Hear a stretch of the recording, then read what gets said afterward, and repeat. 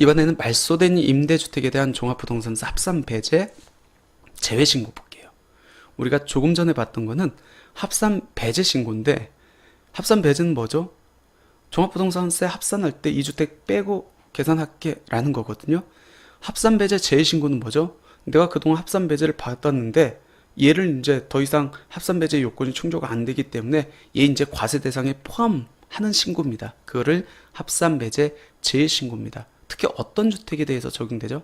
말소된 임대주택 가지고 있는 분들은 꼭 한번 들으시기 바랍니다. 2020년도 8월 달에 민간임대주택법이 개정이 됐습니다. 큰 폭풍이었죠. 그렇게 개정이 된 것 중에 핵심 내용은 뭐냐면, 폐지되는 임대주택에 대해서는 자진말소, 자동말소 제도가 시행됐습니다. 자진말소는 뭐죠? 의무임대기간이 있잖아요. 의무임대기간이 경과되기 전에 주택임대사업자가 자발적으로 임대사업자 등록을 말소하는 것을 자진말소라고 합니다. 당연히 이렇게 임대기간 경과되기 전에 말소를 하기 때문에 어떤 사람들이 피해를 받을 수 있죠? 임차인이 어떤 그 주거 안정이 좀 침해가 될 수 있죠. 그렇기 때문에 자진말소할 경우에는 반드시 임차인의 동의가 필요했었죠.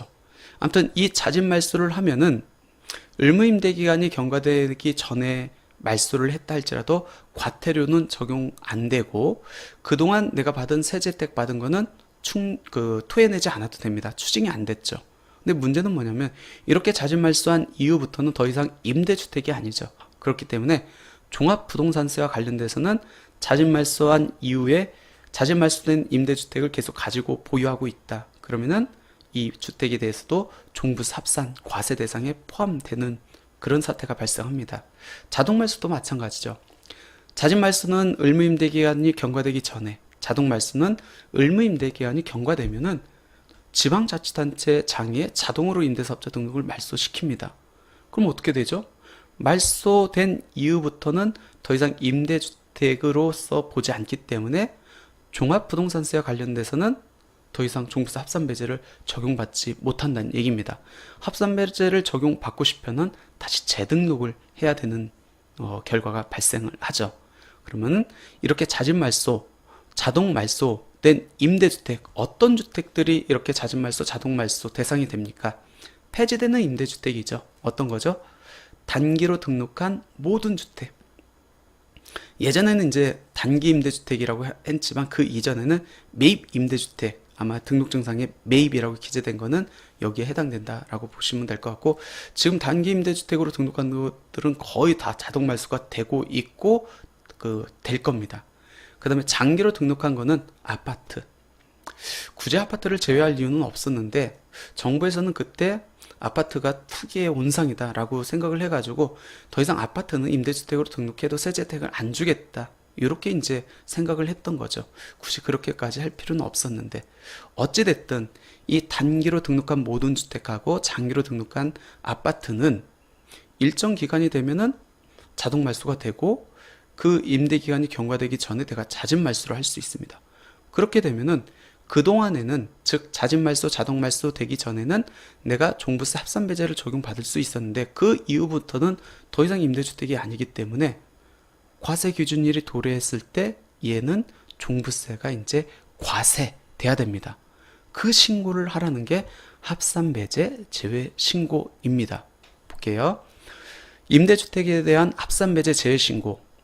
과세 기준일 이전에, 6월 1일 이전에 자진말소 또는 자동 말소된 임대주택을 과세 기준일 현재 계속 보유하고 있는 사람은 더 이상 임대주택으로서의 세제 혜택이 주어지지 않기 때문에 일단 종부세 과세 대상이야, 이렇게 이제 본다는 겁니다. 그 신고를 하래요. 언제? 합산배제 신고 기간. 통상 9월 말인데 올해 같은 경우는 10월 4일까지 홈택스 등을 하라는 겁니다. 합산배제 만약 재신고를 안 했다, 그럼 어떻게 되죠? 국세청에서 이제 합산배제로 그동안 들어가 있었습니다. 얘를 제외시켜가지고 이제 떼내야 되는데 계속 합산배제 주택으로 기재가 돼 있어가지고 종부세를 경감받으면은 나중에 그거 경감받은 종합부동산세 추징하겠다.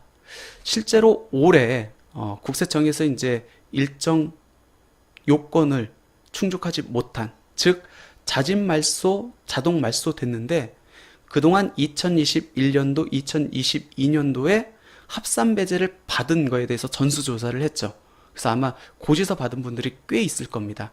그러니까 자진말소, 자동말소에 됐으면은 재신고를 해가지고 합산 배제에서 이 주택을 빼내야 되는데 왜 재신고 안 했느냐? 요걸 빼가지고 계산된 세액을 추징했습니다. 이때 이슈가 된 게 있었죠. 어떤 거죠? 가산세 문제입니다. 예를 들어서 2021년도께 당합니다. 내가 그때 재신고를 했으면은 당연히 그때 내야 될 세금을 냈을 텐데 뒤늦게 이제 추징을 당합니다. 그때 가산세 적용에 대해서 당초에 국세청은 너가 재신고 안 했잖아. 그렇기 때문에 가산세 적용할래. 이렇게 했었는데 기재부에서 이제 유권 해석을 내려줬죠. 다행히 납세자한테 유리하게 가산세는 부과하지 마. 한번 볼까요? 종부세법 시행령 제3조 9항에 따라 합산 배제 신고 이유 가특령 10조 3항 이게 이제 자진말소 자동말소된 사유거든요. 이러한 사유와 같이 임대사업자 등록이 말소된 경우 합산 배제가 적용되지 않도록 신고하지 않았다고 하여 그 신고하지 않은 것을 위반 사유로 봐서 가산세를 부과하는 건 아니다. 부과할 수 없다. 그래서 아마 이번에 고지서 재신고를 안 해가지고 종합부동산세가 2021년도, 2022년도 추징된 사람들 보면은 거기에 다행히도 가산세는 적용되지 않는다. 그러면 이런 생각을 할 수 있잖아요. 그럼 앞으로도 자진말소, 자동말소 된 임대주택 굳이 내가 재신고를 안 해도 가산세는 적용되지 않기 때문에 그냥 넘어갈 수도 있고 나중에 내더라도 본세만 내기 때문에 그때 내면 되지 않느냐. 물론 이제 아닙니다. 이렇게 제가 말씀을 못 드리는데 맞아요. 맞는데 왜 그러냐면 만약 지금 내가 알고 내는 거하고 나중에 뒤늦게 내는 거하고 이게 느낌이 틀립니다. 그래서 제 개인적인 견해는 자진말소나 자동말소가 이렇게 된 주택은 그냥 이번에 합산배제 재신고를 해가지고 그냥 납부하는 게 낫지 않을까. 나중에는 납부할 돈도 없을 수 있잖아요. 물론 지금도 그렇지만 근데 뒤늦게 이렇게 추징되면은 기분도 안 좋고 또 그때 자금 사정이 어떻게 될지 모르니까 합산 배제 재신고를 하는 게 낫지 않을까. 그러면 재신고 언제 합니까? 예를 들어서 올해 6월 1일 이전에 내가 자진말소, 자동말소가 됐습니다. 그러면 이번에 하는 겁니까? 아니면 내년부터 하는 겁니까? 종합부동산세는 항상 언제를 기준으로 판단하죠? 과세 기준일 6월 1일. 그럼 6월 1일 이전에 자진말소, 자동말소를 했다. 그러면 이번에 지금 합산배제 신고 기간에 합산배제 재신고를 하는 거고 2023년 6월 1일 이후에 자진말소, 자동말소가 됐다. 그러면 올해 6월 1일을 기준으로 그거는 임대주택으로 등록돼 있었잖아요. 올해까지는 합산배제를 받고 내년 2024년 6월 1일에는 이제 말소가 됐겠네요. 그때는 이제 자진말소, 자동말소를 해야 된다. 즉 6월 1일을 기준으로 판단하면 된다라는 겁니다. 그러면 임대주택에 대해서 말소된 임대주택이겠죠? 합산배제 재신고는 어떻게 합니까? 서식 아까 봤죠? 합산배제 신고서하고 동일한 서식을 사용합니다. 근데 어디가 달라지냐면 아까 합산배제를 적용받고자 하는 분들은 이 동그라미 1번 신고 부분에 추가해가지고 합산배제 받고자 있는 임대주택의 현황을 여기 기재를 하도록 되어 있는데 합산배제 제외 신고하는 분들은 동일한 서식에 이 동그라미 1번 신고 구분에 추가가 아닌 제외로 표시하면 됩니다. 제외로 표시하고 이번에 말소된 임대주택에 대한 현황을 여기다 기재를 하면은 이제부터는 올해부터는 이 말소된 임대주택하고 내가 소유하고 있는 다른 주택하고 합산해서 11월 달에 종합부동산세 고지서를 받을 수 있다라고 보시면 될 것 같습니다. 그래서 자진말소가 되었거나 자동말소된 임대주택 6월 1일 이전에 그리고 그 주택을 6월 1일 현재 계속 보유하고 있다. 더 이상 합산배제 대상이 아니기 때문에 그 제외신고를 해야 된다는 게 합산배제 제외신고다.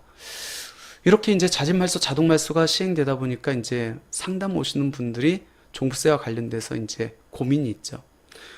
그동안은 합산 배제가 돼가지고 종부세를 적게 냈는데 이제는 이게 일반 주택이 되다 보니까 더 이상 종부세 혜택을 못 받잖아요. 다시 받고 싶으려면 어떻게 해야 되죠? 재등록하는 수밖에 없습니다. 근데 재등록을 해야 됩니까? 말아야 됩니까? 이런 고민들을 많이 하시죠. 재등록은 지금 상황에서는 신중하게 결정을 해야 됩니다. 왜 그러냐면 내가 재등록했었을 때 종부세 합산 배제를 받을 수 있는 요건이 되는지, 제일 중요한 게 가액 요건이라고 했잖아요. 임대 개실 연재, 수도권은 6억 원, 수도권 밖은 3억 원. 근데 내가 예전에 재등록 되기 전에, 자동 말소되기 전에 그때는 6억 원이 안 돼서 내가 요건이 충족이 됐는데 지금은 그때보다 공시가격이 많이 올랐잖아요. 6억 원이 넘는다? 그럼 뭐 적용 대상이 안 되죠. 그러니까 가액 요건도 확인해야 되고, 지금 재등록하면 몇 년 묶이죠? 지금은 임대 기간이 10년입니다. 10년 묶여요. 10년 안에 팔면은 팔 수는 있죠. 그럼 어떤 문제가 발생하죠? 종부세 혜택 받은 거 다 토해내야 되는 거고, 그리고 10년의 임대 기간을 충족하지 못했기 때문에 3천만 원의 과태료도 내야 됩니다. 그리고 지금은 아파트 등록돼야 한대요. 아파트 등록이 안 되죠. 그리고 내가 2018년 9월 14일 이후에 취득했다. 지금 현재 조정 대상 지역이면은 임대주택으로 등록한다 할지라도 합산 배제를 못 받죠. 그렇기 때문에 여러 가지를 고려를 해서 결정을 해야 된다는 겁니다. 무엇보다 중요한 거는 우리가 첫째 시간에 한번 봤던 2023년도에 종합부동산세가 이제 개정됐습니다. 개정됨으로 인해서 종부세 부담이 대폭 완화가 됐죠. 내가 기본세율이 적용되면 70에서 80%가 인하가 됐고, 중과세율이 적용된다고 하면 50에서 60%가 인하가 됐거든요. 그럼 예전처럼 폭탄은 아니란 얘기입니다. 그러면 10년 동안 묶이는데 그동안 5%밖에 또 못 올리는데 굳이 종부세 부담도 완화가 됐는데 내가 재등록할 필요가 있을까라는 의문은 한번 해보셔야 됩니다. 그러니까 결론적으로 내가 이 주택을 10년 동안 끌고 갈 수 있다. 그리고 나는 이 주택이 아파트가 아니고 주택 공시가격이 6억 원 이하다. 그러면 재등록을 하시고, 10년 너무 길어, 난 그 전에 팔 수 있어, 아파트는 뭐 등록 대상이 아니니까 아예 고려할 필요가 없고, 그러면은 재등록을 굳이 할 필요가 재등록을 안 해도 되지 않을까, 이렇게 생각됩니다. 그래서 재등록 여부는 조금 더 신중하게 판단을 해야 된다라는 겁니다.